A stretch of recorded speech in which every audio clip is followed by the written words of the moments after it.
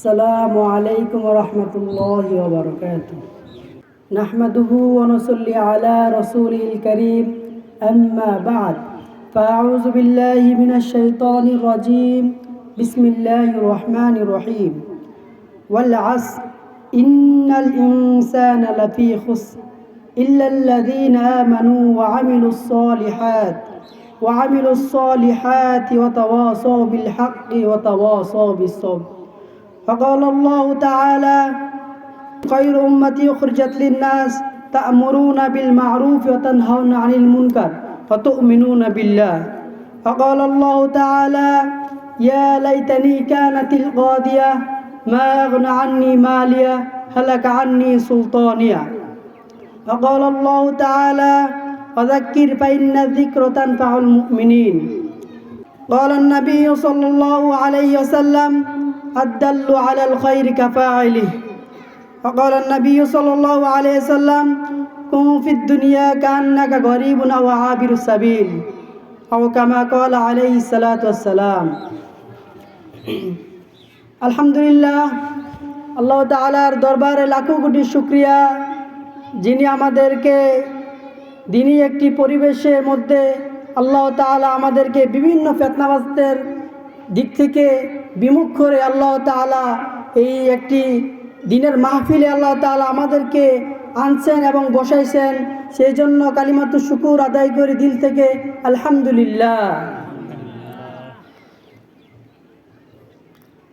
হাদিসের মধ্যে এরকম বলা হয়, এটার মাফহুম এরকম, যখন দিনের পরিবেশের মধ্যে যখন মানুষ যখন বসে, ফেরেশতারা আনাচে কানাচে বিভিন্ন জায়গায় ঘুরতে থাকে যে কোথায় আল্লাহর জিকিরের মজলিস বসে আছে। ফেরেশতারা যখন ঘুরতে ঘুরতে যখন দেখে যে অমুক এলাকায় অমুক জায়গার মধ্যে একটি দিনের মজলিস বসে আছে, আল্লাহ এবং আল্লাহ রসুলের কথাবার্তা হইতেছে, তখন ফেরেশতারা পুরো মজলিসটাকে আল্লাহ তাআলা ফেরেশতারা ঘেরাও করে রাখে। তো ফেরেশতারা এরকমভাবে, আমাদের স্বভাব হইলো, মজলিসের স্বভাব হইলো একের পিছনে এক একজন বসে, আর ফেরেশতাদের স্বভাব হইলো একের কাঁধে এক ভর করে উপরের দিকে, আসমানের দিকে চলে যায়। তো ফেরেশতারা এরকমভাবে উপরে মসজিদটাকে ঘেরাও করার পরে উপরের দিকে উঠতে যখন আসমানের দিকে চলে যায়, তখন আল্লাহ তাআলা তো সবই জানেন, আল্লাহ তাআলা সব জানেন, সব বুঝেন। তাও ফেরেশতাদেরকে জিজ্ঞাসা করে যে ফেরেশতারা তোমরা কোথা থেকে আসছো? তো ফেরেশতাদেরকে এরকমভাবে জিজ্ঞাসা করা হয়। তো আল্লাহ তাআলা তো সব জানেন, তাও জিজ্ঞাসা করেন। তো ফেরেশতারা বলে, আল্লাহ, অমুক গ্রামের মধ্যে অমুক একটা মজলিসের মধ্যে আপনার বরত্বের কথা বলা হইতেছে, আপনি আপনার এবং রসুলের কথা বলা হইতেছে, দ্বীনের কথা বলা হইতেছে। তো আল্লাহ তাআলা বলতেছে যে কি তারা কি আমাকে দেখছে? তো ফেরেশতারা বলতেছে, আল্লাহ, আপনাকে তো তারা দেখে নাই। এরপর দিয়ে বলতেছে যে কি আমার রসুলকে কি তারা দেখছে? আমার বান্দারা কি আমার রসুলকে দেখছে? তো ফেরেশতারা বলতেছে যে আল্লাহ, তারা তো আপনাকে দেখে নাই, আপনার রসুলকেও দেখে নাই। অতঃপর আল্লাহ তাআলা জিজ্ঞাসা করতেছে ফেরেশতাদেরকে, তারা কি আমার জান্নাত দেখছে? তারা কি আমার জাহান্নাম দেখছে? তো ফেরেশতারা বলতেছে, আল্লাহ, আপনার জান্নাতও তারা দেখে নাই, জাহান্নামও তারা দেখে নাই। তো আল্লাহ তাআলা এরকমভাবে বলতেছে, হে ফেরেশতারা, তোমরা সাক্ষী থাকো, এই বান্দারা শেষ পর্যন্ত যখন বসে থাকবে, আমার দ্বীনের কথাবার্তা শুনবে, তারা তোমরা সাক্ষী থাকো, এই বান্দাদেরকে আমি মাসুম করে কি করবো, ঘরে ফেরে নিয়ে যাইব। আমরা যে কি করবো, যে আমরা যে দ্বীনের কথা শুনবো, কথা বলবো, আমাদের কি নাই, কোনো ক্ষমতা নাই। সমস্ত কিছুর ক্ষমতা একমাত্র আল্লাহ তাআলা। আমরা যে এরকমভাবে কি দ্বীনের মজলিসে আসতে পারছি, এটা আমার ক্ষমতার বলে আসি নাই ভাই, আমার ক্ষমতা বলে কি করে নাই, আসতে পারি নাই। যদি আল্লাহ তাআলা তৌফিক দেয়, তারপর কি করতে পারবো, আমরা দ্বীনের কথাবার্তা শুনতে পারবো এবং কি করতে পারবো, শ্রবণ করতে পারবো। আর আল্লাহ তাআলা তৌফিক ছাড়া দুনিয়াতে কোনো কিছু সম্ভব হয় না। প্রত্যেকটা জিনিস কি হয়, আল্লাহ তাআলার তৌফিকই হয়। আল্লাহ তাআলা তৌফিক ছাড়া কি হয় না, একটা গাছের পাতাও লড়ে না, একটা গাছের পাতাও কি করে না, আল্লাহ তাআলার তৌফিক ছাড়া লড়ে না। প্রত্যেকটা জিনিসের মধ্যে, প্রত্যেকটা মাখলুকাত এবং যা কিছু আছে সব কিছু আল্লাহ তাআলার তৌফিকই হয়। এরকম ভাবে আল্লাহ তাআলা কোরআনে কারিমে বলেন, লাইন শাকারতুম লাযীদান্নাকুম ওয়া লাইন কাফারতুম ইন্না আযাবি লাশাদীদ। আয়াতের মধ্যে এরকম আল্লাহ তাআলা বলতেছে কি, যে ব্যক্তি আমার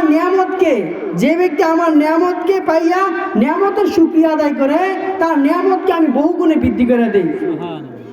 যে ব্যক্তি করে ভাই আমার নিয়ামতকে পাইলো, এত কিছু পাইলো, সব কিছু পাইলো, পাওয়ার পরে কি করে আমার নিয়ামতের শুকরিয়া আদায় করে, যে কি পাইছে আল্লাহ তাআলা দিছে এটাই কি আলহামদুলিল্লাহ।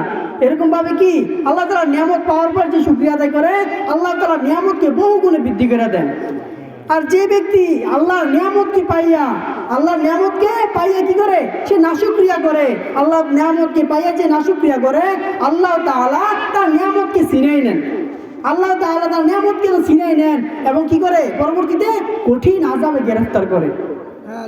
এই জন্য কি করতে হবে, যতটুকু আমাদের হালতের মধ্যে রাখে, যে অবস্থার মধ্যে রাখে, সর্ব অবস্থায় আল্লাহ তাআলার কাছে কি বলবো, আলহামদুলিল্লাহ শুকরিয়া আদায় করবো। কি বলবো ভাই, আলহামদুলিল্লাহ শুকরিয়া আদায় করবো। তো মুসা আলাইহিস সালামের জমানার মধ্যে দুইজন ব্যক্তি, মুসা আলাইহিস সালাম আল্লাহ তাআলার সাথে কি করতেন, কথা বলতেন, ওনাকে কালিমুল্লাহ বলা হতো।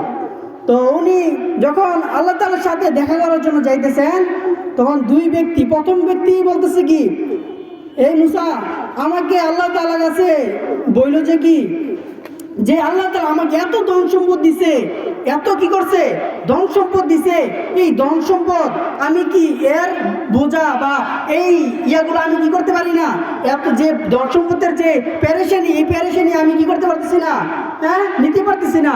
আল্লাহকে বলো যেন আমার ধন সম্পদ কি কমাই দেওয়া হয়। অতঃপর মুসা আলাইহিস সালাম যখন সামনে অগ্রসর হইলেন, আরেক ব্যক্তি গেলেন সামনে আসলেন। সামনে আসার পরে তো ওই ব্যক্তি বলতেছে, হে মুসা আল্লাহ তাআলার কাছে বলল যে আমার কোনো কিছুই নাই।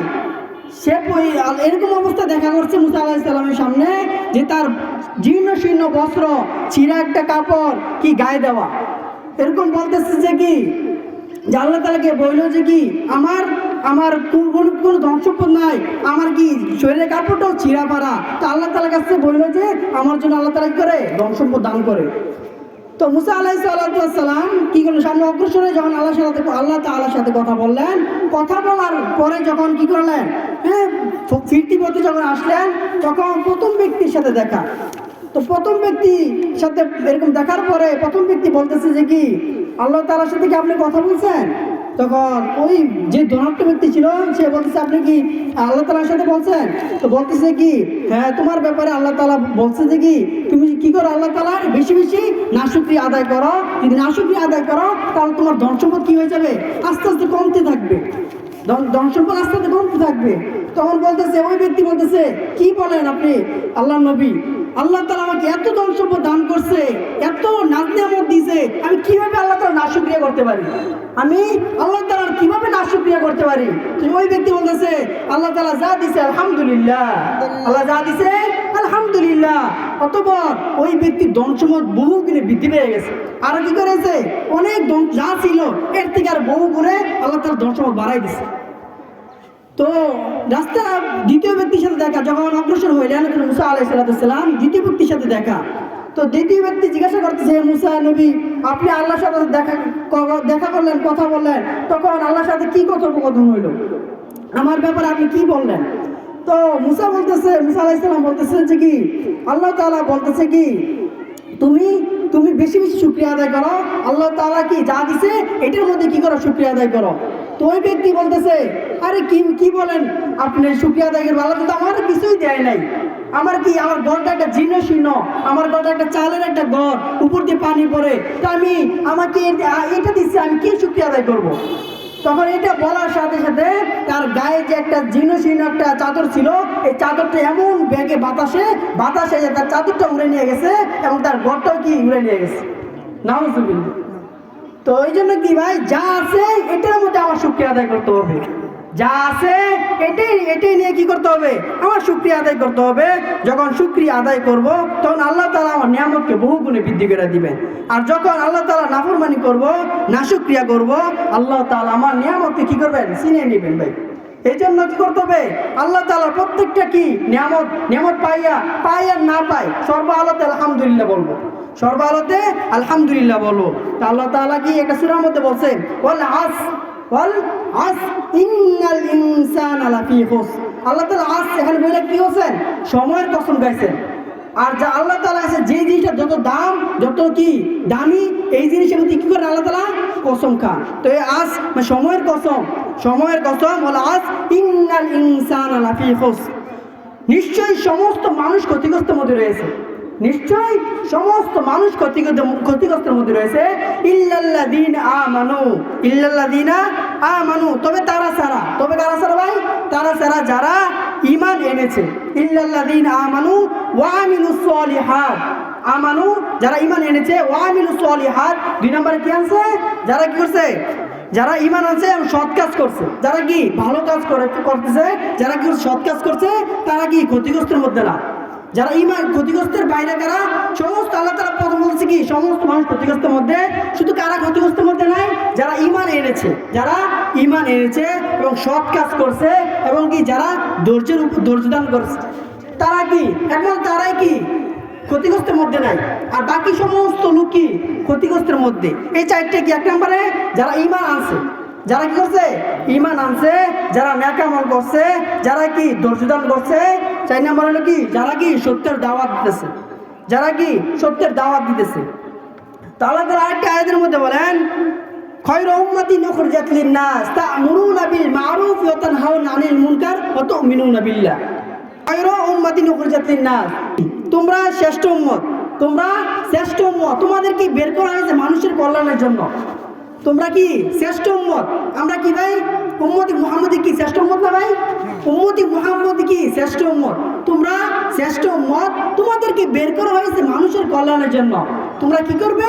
তোমরা সৎ কাজে আদেশ করবে এবং অসৎ কাজ থেকে মানুষকে নিষেধ করবে। অন্যান্য জাতির, অন্যান্য নবীর উম্মতেরা কি করতে পারতো না? মানুষকে সৎ কাজে আদেশ দিতে পারতো না।